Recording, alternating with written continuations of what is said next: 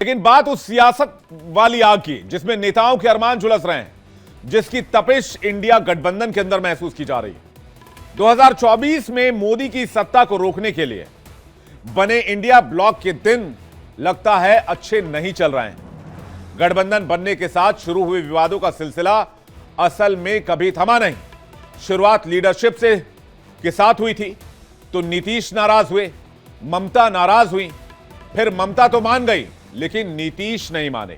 नतीजा, नीतीश कुमार ने वापस एनडीए का दामन थाम लिया। गठबंधन भी ऐसा बना है कि राज्यों की विधानसभाओं में एक दूसरे के खिलाफ लड़ने का फैसला किया जा रहा है, जिसका नतीजा यह हुआ है कि कई राज्यों में गठबंधन के दल विधानसभा चुनाव में न केवल लड़े बल्कि नुकसान उठाने में भी पीछे नहीं रहे। कम्युनिकेशन गैप इस कदर है कि आलाकमान कुछ कहता है, प्रदेश के टॉप लीडर्स कुछ कहते हैं। जैसे लोकसभा चुनाव मिलकर लड़े तो फायदा यह हुआ कि विपक्ष की तादाद सदन में बढ़ गई, इसमें भी कांग्रेस की ज्यादा। हां, इस बीच राहुल लोकसभा के लिए इंडिया गठबंधन की अगुवाई करते नजर आए, लेकिन राज्यों के चुनाव में राहुल की अगुवाई बेअसर साबित हुई। पार्टी ने जहां समर्थन लिया और दिया, वहां तो सहयोगियों के बूते पार लगती रही। जहां अपने दम पर लड़ने की नौबत आई, वहां बुरी गत हो गई। यही वजह है कि अब राहुल गांधी के नेतृत्व पर सवाल उठने लगे हैं और अब तो कुनबा भी बिखरने लगा है। महाराष्ट्र में कम से कम हालात यही बता रहे हैं और अब ये मुश्किलें दोहरी होती जा रही हैं। वजह मतभेद, जो मनभेद में बदलता दिख रहा है। तभी तो पश्चिम बंगाल की मुख्यमंत्री ममता बनर्जी के उस बयान ने इंडिया गठबंधन में भूचाल ला दिया है, जिसमें ममता दीदी ने इंडिया ब्लॉक की अगुवाई करने की बात कह दी है। असल में ममता बनर्जी ने हाल में हुए उपचुनाव और चुनाव में इंडिया ब्लॉक के प्रदर्शन पर निराशा जाहिर की, जिसकी वजह से उन्होंने कमान संभालने की बात कही। हालांकि ममता बनर्जी के इस बयान पर उन्हें कई साथियों का समर्थन भी हासिल हुआ, लेकिन पार्टी के नेता और प्रवक्ता कुणाल घोष की तरफ से इस बात पर सफाई आई। उन्होंने ऐसी किसी संभावना को खारिज करते हुए कहा कि फिलहाल उनकी प्राथमिकता पश्चिम बंगाल है। कुणाल घोष क्या कहते हैं, पहले आप वो सुनिए। अट्रैक्शन उनमें कोई अट्रैक्शन नहीं है। उनको कोई दिल्ली का बड़ा पोस्ट, बड़ा कोई रिस्पांसिबिलिटी उनको अट्रैक्ट नहीं करता। अगर दायित्व दिया जाए, रिस्पांसिबिलिटी दिया जाए, ऐसा मतलब नहीं था। उनको पूछा गया था तो उन्होंने कहा हम नहीं चाहता दिल्ली का कोई रिस्पांसिबिलिटी, लेकिन ये इस पर एक लेकिन है, अगर उनके ऊपर कोई रिस्पांसिबिलिटी बाकी लोगों ने डाल दे तो वो बंगाल में बैठ के ही स्मूथली इंडिया ब्लॉक परिचालन कर सकती है। अब राजनीति में या फिर किसी भी क्षेत्र में ऊपर उठने की महत्वाकांक्षा सबकी होती है, आपकी भी होगी, मेरी भी है, हर किसी की है। लेकिन राजनीति में दिया गया बयान दूर तलक जाता है और उसके मायने बहुत बड़े होते हैं। मैसेजिंग काफी जबरदस्त मानी जाती है। तो ममता बनर्जी ने जो कहा, अब बेशक उस पर कुणाल घोष पार्टी की तरफ से सफाई पेश कर रहे हो, लेकिन बयान निकल चुका था, तीर कमान से छूट चुकी थी। इस पर रिएक्शंस आने शुरू हुए। सुनिए क्या क्या प्रतिक्रिया आई। पुराने नेता हैं, लंबा अनुभव है, संघर्ष के रास्ते से उन्होंने राजनीति में स्थान बनाया है और सब तरह से राजनीतिक मुकाबला किया है। वो पूरी तरह सक्षम है और हमारे दल की और उनसे व्यक्तिगत सब तरह के रिश्ते अच्छे हैं। हम लोगों का 100% उनके पक्ष में, उनके समर्थन में, उनकी लीडरशिप में हम लोगों का भरोसा है और ये बाकी इंडिया गठबंधन के सारे लोगों को मिलकर तय करना है क्या होना है। लेकिन वो हमारी नेता हमारे साथ आती हैं तो बहुत अच्छी बात है, हमारे साथ तो हैं ही। इंडिया गठबंधन को भी अगर फॉर्मली ज्वाइन करती हैं या लीड करने की कोई फैसला, कोई बातचीत सारे इंडिया गठबंधन के घटक लोगों के में होती है तो हमारा तो सहयोग ही रहेगा। हमको ममता जी से क्या समस्या हो सकती है। उन्होंने अपनी इच्छा जाहिर की है। इंडिया गठबंधन का जब बैठक होता है, सभी दल शामिल होते हैं, इस तरह की बातें अगर चर्चा में आएंगी तो विचार विमर्श होगा, बहस होगा, आगे और भी सारी बातें आएंगी। भाई किसके पक्ष में कौन से लोग हैं, सर्वसम्मति से जो फैसला होगा वो फैसला मान्य होगा। लेकिन इंडिया ब्लॉक का प्रदर्शन पिछले मुझे लगता है 1-2 सालों से और बेहतर हुआ है। कई एक राज्यों में सरकार बनी है, आप सेंट्रल में भी देखे 240 पर रोक दिया इंडिया गठबंधन ने। तो मौजूदा स्थिति में भी इंडिया गठबंधन सशक्त है, मजबूत है। लेकिन अगर वैसी बातें आएंगी तो जब गठबंधन दलों की बैठक होगी उस पर चर्चा होगी। लेकिन लाजमी तो ये है कि इस पर कांग्रेस ने क्या रिएक्शन दिया है। तो कांग्रेस नेता तारिक अनवर ने इस मामले में क्या कहा है वो भी सुनिए। मेरा ख्याल है कि भाई उनकी लीडरशिप को तो कोई चैलेंज नहीं कर सकता, उनके अंदर वो तमाम सलाहियतें मौजूद हैं। लेकिन जहाँ तक इंडिया गठबंधन का सवाल है, ये तो सामूहिक रूप से कोई फैसला हो सकता है ना, कोई अकेले कोई पार्टी थोड़ी फैसला ले सकती है। लेकिन सवाल क्या है? सवाल यह है कि ममता बनर्जी ने क्या ये शिगुफा छोड़ा था जिसके जरिए वो फिजा में अपने लिए माहौल को परखने में लगी थी, और क्या वाकई ममता बनर्जी का तीर निशाने पर लगा है? इसकी जानकारी आप तक पहुंचाएं उससे पहले बात करते हैं बिखरते कुनबे की, जो खबर महाराष्ट्र से आई, जहां समाजवादी पार्टी ने महाविकास अघाड़ी से किनारा कर लिया है। वैसे समाजवादी पार्टी का यह रुख तभी दिखने लगा था जब महाराष्ट्र के विधानसभा चुनाव में टिकटों के बंटवारे का दौर चल रहा था। 5 सीटों पर चुनाव लड़ने को लेकर अड़ी समाजवादी पार्टी ने समझौता करने की सूरत में प्रत्याशी भी खिलाफत में उतारने का ऐलान कर दिया था। और आज जब उसने महाराष्ट्र में गठबंधन से अलग होने का फैसला किया है तो समझना मुश्किल नहीं है कि गठबंधन की दिशा और दशा महाराष्ट्र में क्या रहने वाली है, क्योंकि समाजवादी पार्टी का स्ट्राइक 100% है। पिछले विधानसभा की दोनों सीटें उसने प्रदेश में बरकरार रखी हैं। क्या कहना है इस मामले में समाजवादी पार्टी के महाराष्ट्र में करता धरता अबू आजमी का, वो भी सुनिए आप।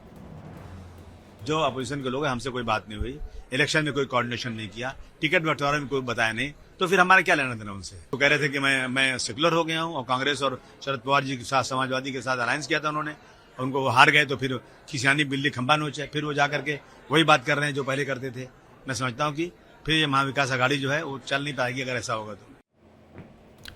लेकिन अंदर से खबर जो मुझे मिली है, सूत्र ये बताते हैं कि शिवसेना उद्धव गुट यानी कि यूबीटी अपने कोर हिंदुत्व के एजेंडे पर वापस लौटने वाली है, वो भी बीएमसी के इलेक्शंस के लिए, और इसलिए समाजवादी पार्टी ने अपनी राहें अलग कर ली।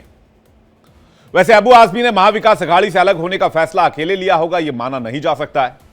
इसमें अखिलेश यादव की सहमति जरूर होगी। तो क्या इस फैसले का बड़ा असर भी होगा? इसके लिए भविष्य का इंतजार करना होगा, क्योंकि महाविकास अघाड़ी के नेता भी ममता बनर्जी के बयान से सहमत नजर आ रहे हैं। शिवसेना यूबीटी के नेता और प्रवक्ता संजय राउत ने ममता के बयान पर कहा कि हमें ममता बनर्जी की राय पता है, हम चाहते हैं कि ममता जी हमारे साथ रहें, हम सभी एक साथ हैं। अगर कोई छोटे मतभेद होते हैं तो वो छोटे मोटे हैं, कोलकाता जाकर ममता बनर्जी से बात की जाएगी। ममता जी की ये राय हमें मालूम है। हम सब चाहते हैं कि ममता जी इंडिया ब्लॉक की प्रमुख घटक रहे, हमारे साथ रहे, चाहे ममता जी हो, चाहे अरविंद केजरीवाल जी हो, हाँ, शिवसेना हो, हम सब लोग एक साथ है। कुछ थोड़े बहुत अगर मतभेद है, हम खुद कोलकाता में जाकर ममता दीदी से बात करने वाले हैं। वैसे तो बीजेपी से इंडिया ब्लॉक का अंदरूनी मामला बता रही है, लेकिन उस पर भी हमला करने से नहीं चूक रही है। क्या कहना है बीजेपी नेता शाहजाद पूनावाला का, सुनिए। टीएमसी की नेत्री ममता बनर्जी बोलती है कि मैंने इंडिया अलायंस तो बना लिया, पर मैं क्या कर सकती हूं अगर नेतृत्व देने के लिए असक्षम है ये लोग, ये सबको साथ में लेकर नहीं चल पाते। मैं नेतृत्व दूंगी तो सबको साथ ले चलूंगी। मतलब कि ये लड़ाई अब मिशन की नहीं, केवल एम्बिशन और पोजीशन की है, ये तो साफ है।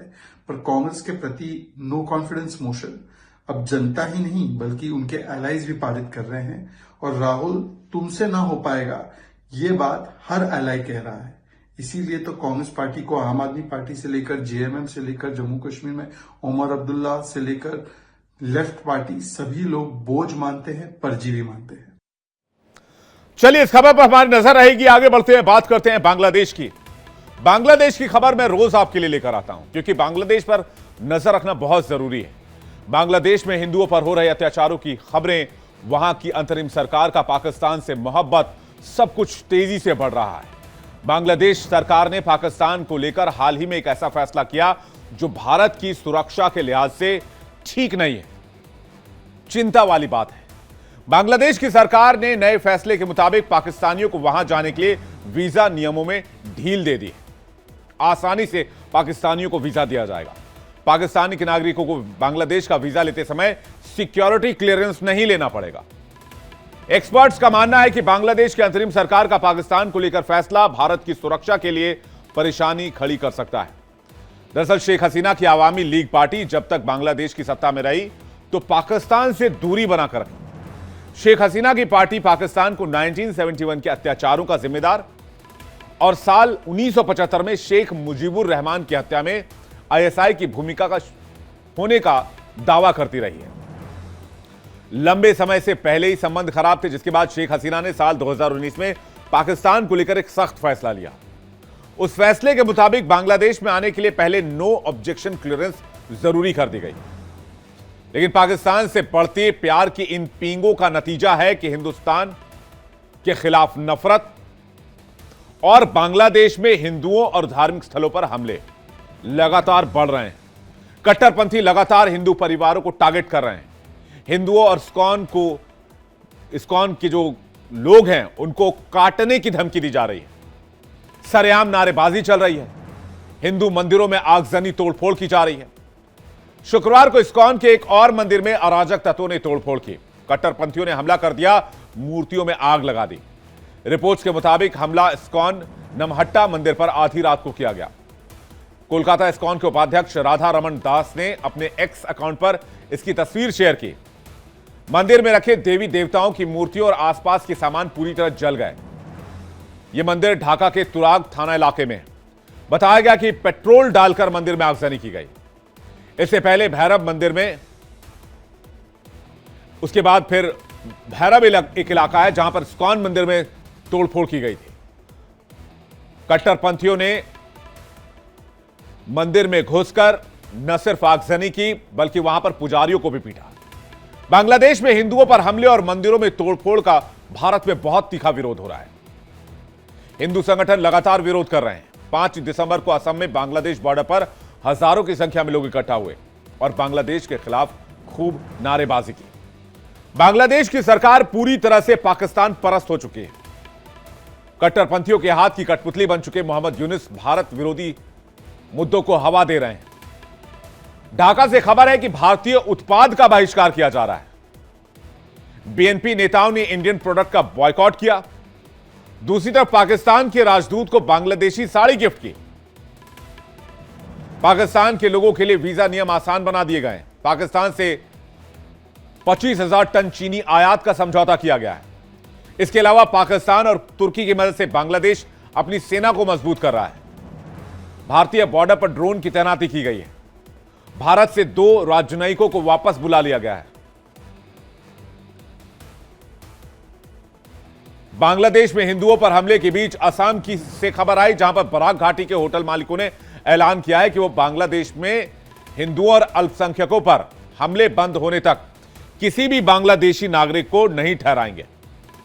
बराक घाटी में कचार, श्रीभूमि यानी कि पूर्व में करीमगंज और हैलाकांडी के 3 जिले इसमें शामिल हैं। बांग्लादेश के सिलहट क्षेत्र के साथ असम का 129 किलोमीटर लंबा बॉर्डर लगता है। बराक घाटी होटल और रेस्टोरेंट एसोसिएशन के अध्यक्ष बाबुल राय ने कहा कि बांग्लादेश में हिंदुओं और दूसरे अल्पसंख्यकों की हालत ठीक नहीं है। इसे किसी भी तरह से स्वीकार नहीं किया जा सकता है।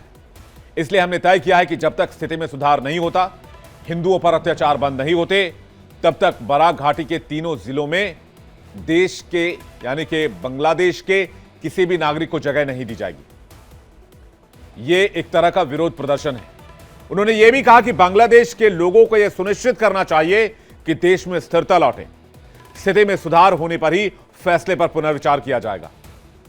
यानी देश के अंदर भी लगातार बांग्लादेश को लेकर सब्र जवाब दे रहा है। लोग अपने अपने स्तर से एक्शन ले रहे हैं, लेकिन यही लोग देश की सरकार की तरफ भी देख रहे हैं कि सरकार इस मामले में कब एक सख्त एक्शन लेगी। इधर योगी आदित्यनाथ लगातार बांग्लादेश के मसले पर बोल रहे हैं। बीते कई दिनों में उन्होंने हर मंच से बांग्लादेश में हिंदुओं पर हमले का जिक्र किया है, कट्टरपंथियों के डीएनए का जिक्र किया है और हिंदुओं को चिताया है कि अभी संभलने का वक्त है। ऐसा एक बयान उनका चर्चा में है जिसमें वो धर्म सुरक्षित होने पर देश सुरक्षित होने की बात कर रहे हैं। क्या कुछ कहा योगी आदित्यनाथ ने, आपको सुनवाते हैं। हर काम देश के नाम, हमारा हर कार्य देश के नाम होना चाहिए। हमारा व्यक्तिगत कोई अस्तित्व नहीं। हमारा देश सुरक्षित है तो हमारा धर्म भी सुरक्षित है। हमारा देश सुरक्षित है, हमारा धर्म भी सुरक्षित है। हमारा धर्म सुरक्षित है, हम भी सुरक्षित हैं।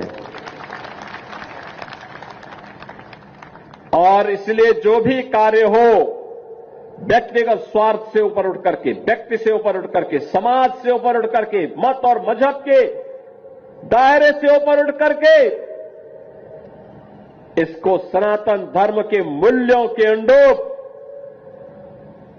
भारत की वैदिक परंपरा का अनुसरण और आध्यात्मिक परंपरा का अनुसरण करते हुए हर कार्य देश के नाम। बांग्लादेश में हिंदुओं पर जारी अत्याचार के खिलाफ देश भर में आक्रोश बढ़ता जा रहा है। हिंदू संगठन प्रदर्शन कर रहे हैं, साधु संत सड़क पर उतर रहे हैं, बीजेपी नेता भी प्रदर्शन में शामिल हो रहे हैं। दूसरी तरफ विपक्ष की तरफ ज्यादातर नेताओं में खामोशी नजर आती है। लेकिन बीएसपी प्रमुख मायावती ने कांग्रेस और समाजवादी पार्टी पर एक बड़ा हमला बोला है। खासकर सपा व कांग्रेस पार्टी यहां मुस्लिम वोट को रिझाने में लगी है। बाकी मुद्दों से उनका कोई लेना देना नहीं है।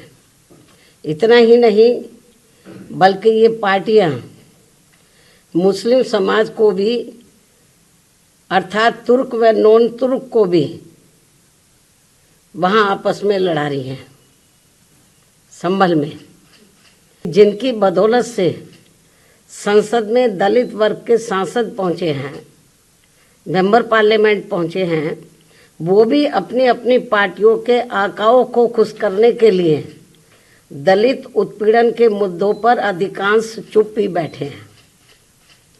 चाहे वो दलितों के उत्पीड़न का मामला अपने देश का हो या फिर बांग्लादेश का हो। चलिए आगे बढ़ते हैं, बात करते हैं एक और खबर की। यूट्यूब में छाए रहने वाले बिहार के सेलिब्रिटी टीचर खान सर के हालात और खान सर की तबीयत दोनों इन दिनों बिगड़ी हुई है।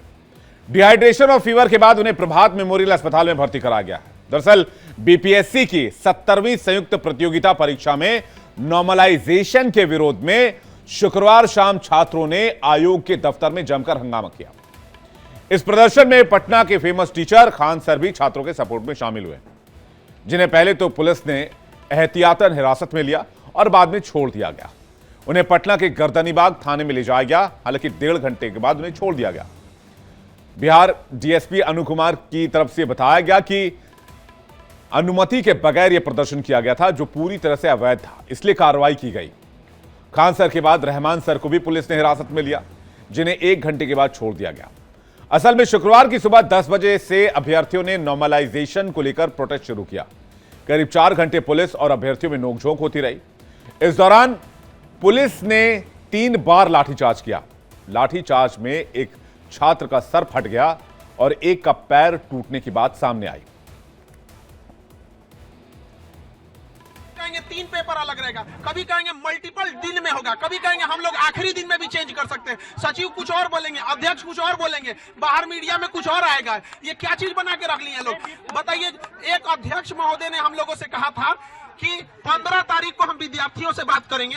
बताइए अध्यक्ष महोदय क्यों नहीं बात किए आप लोग? हम लोग से विद्यार्थी पूछता, हम लोग क्या जवाब दे दें यहाँ पे? हम लोग को मजबूर किया गया, 1 हफ्ता बच गया है विद्यार्थियों को। बताइए कितना दुर्भाग्य होगा कि चाणक्य की धरती पर अगर ऐसा होगा कि 1 हफ्ता पहले अगर कहा जाए कि हम लोग को प्रोटेस्ट करना पड़े। हम लोग नहीं चाहते हैं, बस एक बार अध्यक्ष महोदय अपने बात से बोल दें कि नॉर्मलाइजेशन नहीं होगा और ऑफिशियल ट्वीट कर दें कि 1 एग्जाम 1 पेपर 1 शिफ्ट। हम लोग को और कोई मांग नहीं है, हम यहाँ से लौट जाएंगे। अध्यक्ष महोदय और सचिव महोदय से कहते हैं कि आप मान लीजिए यहाँ पर ये बच्चे आप पर फूल माला चढ़ाते हुए लौट जाएंगे। हमें किसी से कोई व्यक्तिगत दुश्मनी नहीं है। दरअसल खान सर को जब कस्टडी में लिया गया तो खान सर के एक्स हैंडल से यह बात लिखी गई कि उनको गिरफ्तार कर लिया गया है और अब इस मामले में, यानी कि गलत जानकारी फैलाने के मामले में, अफवाह फैलाने के मामले में खान सर पर केस कर दिया गया, एफआईआर दर्ज की गई। इधर एसडीपीओ सचिवालय के डॉक्टर अनु कुमार ने पुष्टि की कि खान सर की कोई गिरफ्तारी नहीं हुई है। खान सर को कल गर्दनीबाग पुलिस ने अटल पथ पर खान सर के आग्रह पर उनकी गाड़ी के पास छोड़ दिया था। आपको बता दें कि एफआईआर के बाद ऐसी चर्चा होने लगी थी कि खान सर को गिरफ्तार कर दिया गया है। सर खुद थाने पे आए, कुछ देर के बाद उनके द्वारा आग्रह किया गया कि पुलिस गाड़ी के द्वारा उन्हें सुरक्षित उनकी गाड़ी पर छोड़ दिया जाए, जिस संबंध में पुलिस वाहन से अटल पथ के पास उन्हें उनकी गाड़ी के पास सुरक्षित छोड़ दिया गया। पुलिस के द्वारा खान सर की किसी भी प्रकार की गिरफ्तारी नहीं की गई है। उक्त खान ग्लोबल स्टडीज पर वायरल पोस्ट विद्यार्थियों को दिग्भ्रमित करने हेतु किया गया है। किसी भी प्रकार की विधि व्यवस्था की समस्या होने पर इसकी पूर्णतः जिम्मेदारी उक्त ट्विटर हैंडल की होगी। अब इस मामले में खान सर की मुश्किलें बढ़ सकती हैं। देखना होगा कि पुलिस इस पर क्या एक्शन लेती है। इंडिया बुलेटिन में फिलहाल इतना ही। कल फिर हाजिर होंगे बड़ी खबरों के साथ। देखते रहिए इंडिया डेली।